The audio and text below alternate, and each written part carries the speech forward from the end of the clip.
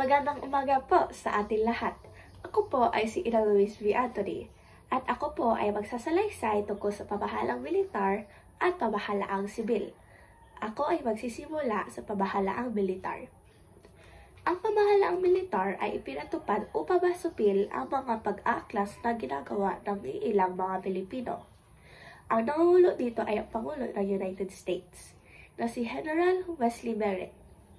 Binigyan din si Merritt ng kapangyarihang tagapaghukom, tagapagbatas at tagapagpaganap. Tinutulad ito ni General Emilio Aguinaldo, ngunit hindi siya pinakinggan. Ipinatapos si Mapini at ibang irreconcilable sa Guam nang masupil ng pamahalang militar ang mga Pilipinong lumalaban upang magkaroon ng kapayapaan at katiwasayan sa bansa. Ang pamahalaang sibil naman ay itinatag noong 1901. Ito ay pinamumunuan ng isang sibilyan. Ang pagtatatag ng pamahalang sibil ay batay sa batas na tinatawag na Susog-Spooner at ipinapatibay ng Kongreso ng Amerika.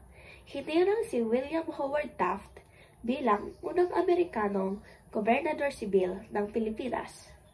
Nagkaroon ng 2 komisyoner mula sa Pilipinas na tumatayong kinatawan sa Kongreso ng Amerika. Itinatag ang Korte Suprema na binuo ng mga Amerikano at isang Pilipino na hinirang ng Pangulo ng Amerika. Ito ang mga pagbabago na naganap sa lipunan sa panahon ng pananakop ng mga Amerikano sa ating bansa.